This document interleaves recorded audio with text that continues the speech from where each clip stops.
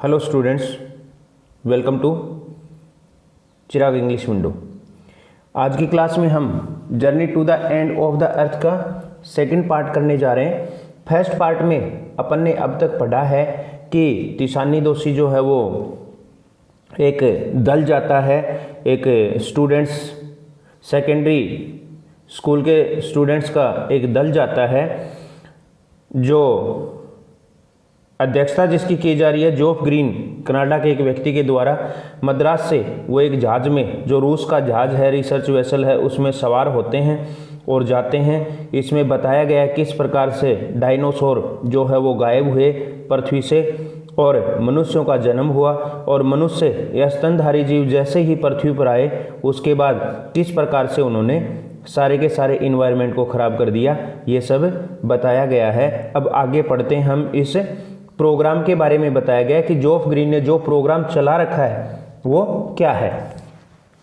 Students on ice. Students on ice का मतलब है स्टूडेंट्स ऑन आइस, ये प्रोग्राम का नाम है।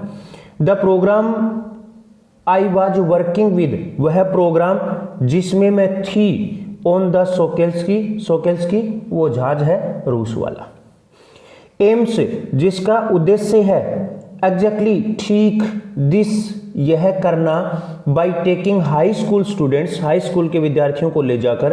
To the ends of the world, संसार के किनारों तक, एंड प्रोवाइडिंग देम, और उन्हें उपलब्ध करवाते हुए इंस्पायरिंग एजुकेशनल अपॉर्चुनिटीज, इंस्पायरिंग प्रेरित करने वाली, एजुकेशनल शैक्षणिक अपॉर्चुनिटीज अवसर, विच विल हेल्प देम, जो उनकी सहायता करेंगे, फोस्टर विकसित करने के लिए, न्यू अंडरस्टैंडिंग एक नई समझ, एंड रिस्पेक्ट और नया सम्मान, फॉर आवर प्लानेट, हमारी पृथ्वी के लिए, हमारे ग्रह के लिए। It has been in operation, यह चला आ रहा है, हैज बीन इन ऑपरेशन चला आ रहा है, फॉर 6 years नाउ, 6 साल से अब तक, हेडेड बाई कनेडियन, जिसकी अध्यक्षता की जा रही है कनाडा के जोफ ग्रीन के द्वारा, हु गोट टायर्ड ऑफ, जो थक गया था, कार्टिंग लाने ले जाने से। पुराने समय में वो हाई स्कूल के विद्यार्थियों को नहीं ले जाता था, किन को ले जाता था? सेलिब्रिटीज, प्रसिद्ध लोगों को, एंड रिटायर्ड और सेवानिवृत्त लोगों को, रिच अमीर लोगों को, क्यूरियोसिटी सीकर्स जिज्ञासु लोगों को, Who could only give back, जो वापस दे पाते थे, इन लिमिटेड वे, एक सीमित वे में, एक सीमित तरीके से। मीन्स बुजुर्ग लोगों को ले जाता था, रिटायर्ड को ले जाता था, सेलिब्रिटीज को ले जाता था, वो बदले में ज़्यादा नहीं दे पाते थे, मीन्स लोगों को नहीं बता पाते थे। With students on ice programme के साथ ही ऑफर्स, वह उपलब्ध करवाता है, द फ्यूचर जनरेशन, नई पीढ़ी को, पॉलिसी मेकर्स, जो नीति निर्माताओं की है, ए लाइफ चेंजिंग, एक जीवन बदलाव करने वाला, एक्सपीरियंस अनुभव, एट एन एज, एक ऐसी उम्र में, व्हेन दे आर रेडी, जब वे तैयार रहते हैं, टू अब्सॉर्ब, ग्रहण करने के लिए, लर्न, सीखने के लिए, एंड मोस्ट इम्पोर्टेंटली, और ज़्यादा महत्वपूर्ण तरीके से, एक्ट, काम में लेने के लिए। अब वो सेटिस्फाई है क्योंकि वो स्टूडेंट्स को ले जाता है और स्टूडेंट्स ये हेल्प करते हैं लोगों को बताने में। The reason the programme has been so successful, ये प्रोग्राम इतना सफल रहा है, इसका कारण, इस प्रोग्राम के इतना सफल होने का कारण, इज है, बिकॉज इट इज इम्पॉसिबल, क्योंकि असंभव है, टू गो एनीवेयर, कहीं दूसरी जगह जाना, नियर द साउथ पोल, दक्षिणी ध्रुव के। ये प्रोग्राम सफल इसलिए है क्योंकि दक्षिणी ध्रुव के नजदीक जाना बिल्कुल भी असंभव है, संभव नहीं है, and not be affected by it, और इससे प्रभावित नहीं हुआ जा सकता। It is easy to be blasé about का मतलब चिंता करना, यह आसान है चिंता करना, पोलर आइस कैप्स, पोलर का मतलब ध्रुवीय, आइस कैप्स, बर्फ के शिखरों की, हिम शिखरों की, मेल्टिंग, पिघलते हुए, while sitting in the comfort zone, जब हम बैठे रहते हैं आरामदायक क्षेत्र में, कंफर्ट जोन आरामदायक क्षेत्र में, ऑफ आवर रिस्पेक्टिव, हमारे, लैटिट्यूड एंड लॉन्गिट्यूड, लैटिट्यूड होता है अक्षांतर एंड लॉन्गिट्यूड देशांतर,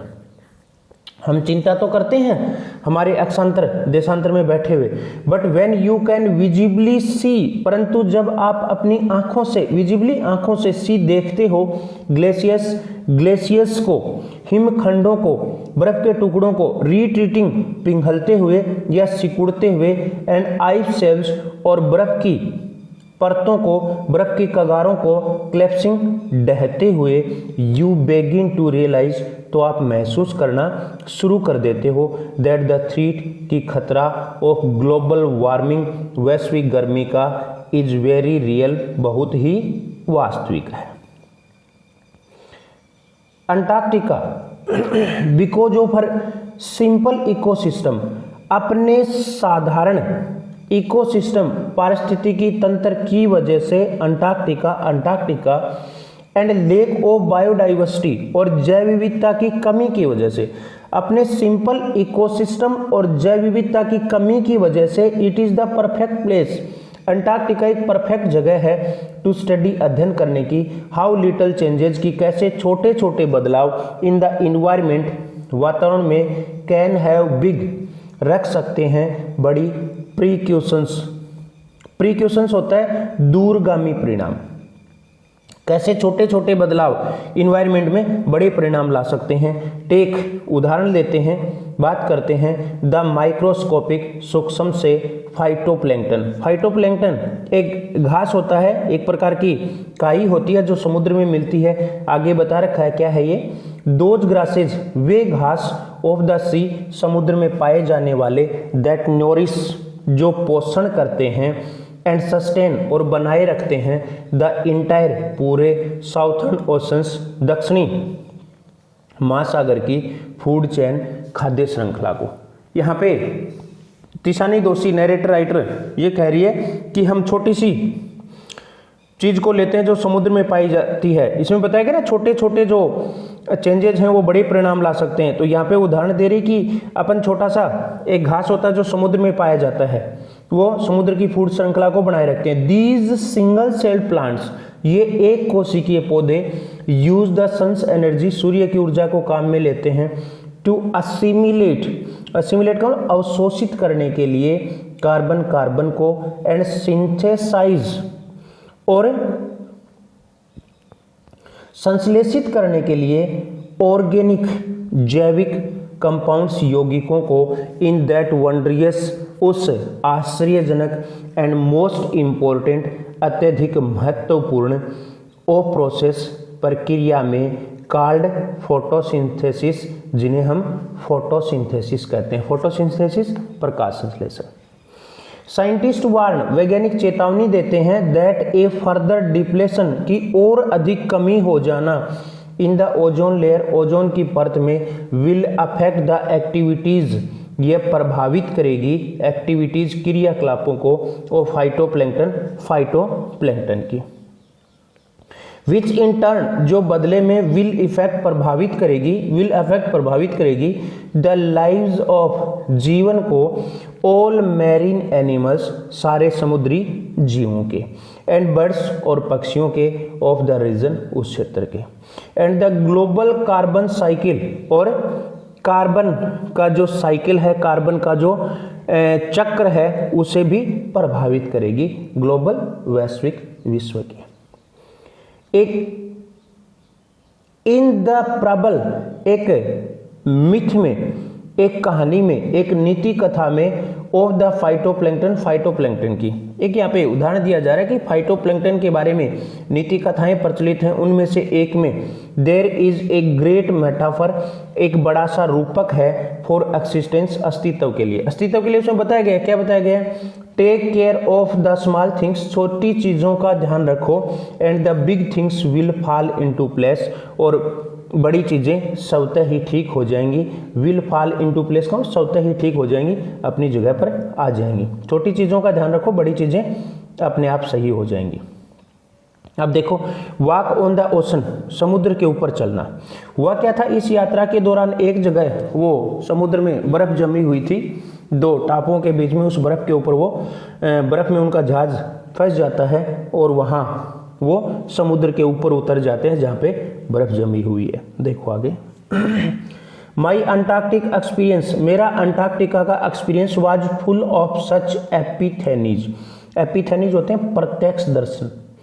मेरा अंटार्कटिका वाला एक्सपीरियंस ऐसे बहुत सारे प्रत्यक्ष दर्शनों से भरा हुआ था। बट द बेस्ट ओक्योर्ड, परंतु सबसे अच्छा हुआ just short of the Antarctic circle, Antarctic circle के थोड़ा सा पहले, अंटार्कटिक घेरे के थोड़ा सा पहले, एट 65.55 डिग्री साउथ, दक्षिण की ओर 65.55 डिग्री अंटार्कटिक सर्किल पर। The Shokalskiy's keel had managed to wedge, manage to wedge का मतलब फंस गया था, सोकेल्स की जो उनके जहाज का नाम फंस गया था, हरसेल्फ खुद, इनटू ए थिक, एक मोटी सी वाइट सफेद स्ट्रेच फैलाव में, ऑफ आइस बर्फ के, between the peninsula and tadpole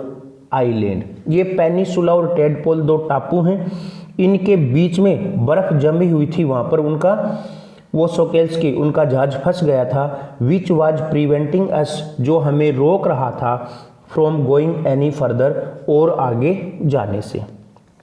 the captain decided, captain ने फैसला किया, we were going to turn around, हम मुड़ने वाले हैं, एंड हेड बैक नॉर्थ, और वापस नॉर्थ की ओर जाने वाले हैं, क्योंकि आगे जहाज नहीं जा सकता था, उस बर्फ में फंस गया था। बट बिफोर वी डिड, परंतु हम मुड़े, हमने यह किया उससे पहले, we were all instructed to, हम सभी को निर्देश दिया गया, क्लाइम डाउन, नीचे उतरने के लिए, the gangplank, gangplank होता है फट्टा, फट्टा कौन सा, जहाज से व्यक्ति उतरते हैं, नाव में चढ़ते हैं, तो वो दोनों के बीच में लगाया जाने वाला जो फट्टा होता है उसे गैंग प्लैंक कहते हैं। And walk on the ocean, और समुद्र पर चलने के लिए, मीन्स उस उन्होंने वो गैंग प्लैंक लगाया जहाज से बर्फ के ऊपर, और उसके ऊपर उतरने के लिए कहा। ओशन का मतलब यहाँ पे जमी हुई बर्फ। So there we were all, इसलिए हम वहां सभी 52 ऑफ अस, 52 लोग, नीटेड आउट, नीटेड आउट का मतलब ये फ्रेजर वर्ब है, इसका मतलब होता है सजाया गया, लेकिन यहाँ पे आएगा पहने, हम सभी ने पहने, इन गोर-टेक्स एंड ग्लेस, ये कंपनी का नाम है गोर-टेक्स एंड ग्लेस, मीन्स हम सभी ने गोर-टेक्स और ग्लेर के कपड़े पहने। वॉकिंग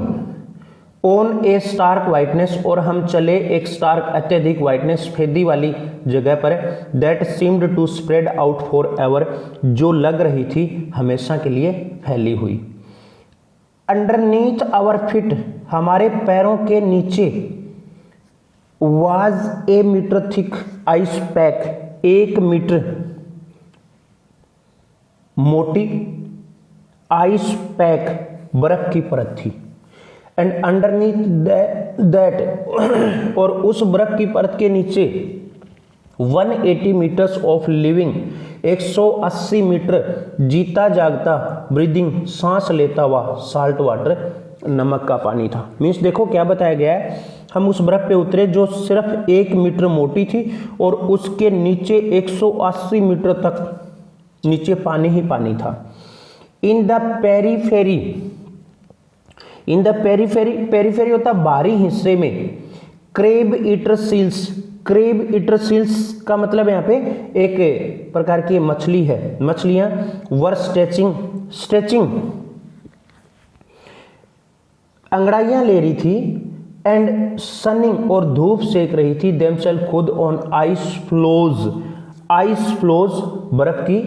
चदरों के ऊपर, मच लाइक स्टे डॉग्स, ज्यादातर आवारा कुत्तों की तरह, स्ट्रे डॉग्स आवारा कुत्तों की तरह, will do under the shade of a banyan tree, जो एक बनियान के पेड़ के नीचे, एक बरगद के पेड़ के नीचे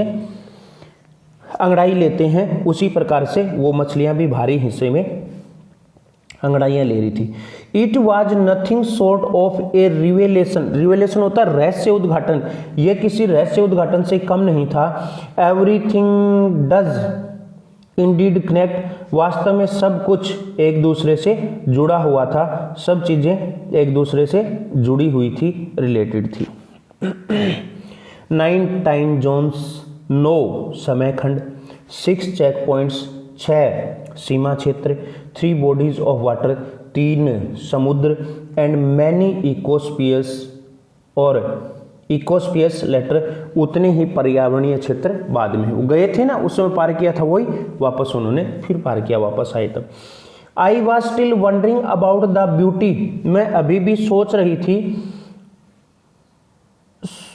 वंडरिंग अबाउट सोच रही थी, the beauty of balance in play on our planet,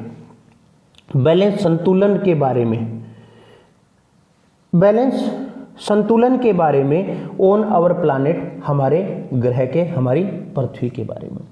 how would it be, क्या होगा, if Antarctica were to become the warm place, यदि अंटार्कटिका बन गया गर्म जगह, that it once used to be, जैसे ये एक बार पहले हुआ करती थी। देखो अंटार्कटिका गर्म जगह थी तो डायनासोर थे, मीन्स वहाँ पे मैमल्स नहीं थे, स्तनधारी जीव नहीं थे, मनुष्य नहीं थे। अब लेखिका कह रही है कि क्या होगा यदि वह अंटार्कटिका फिर से गर्म जगह बन जाएगी। Will we be around to see it, क्या हम यह देखने के लिए आसपास रहेंगे। और would we have gone the way, या फिर उसी तरीके से चले जाएंगे, ऑफ द डायनासोर्स, डायनासोर्स चले गए, मैमोथ, मैमोथ होते हैं दैत्याकार जीव चले गए, एंड वुली रिनोज, और ऊनी गेंडे चले गए, उसी तरीके से हम भी इस दुनिया से चले जाएंगे। हुज टू से, कौन कह सकता है, बट आफ्टर स्पेंडिंग 2 वीक्स, परंतु 2 सप्ताह बिताने के बाद, with the bunch of teenagers, किशोरों के एक ग्रुप के साथ, bunch group, who still have the idealism, जिनमें अभी भी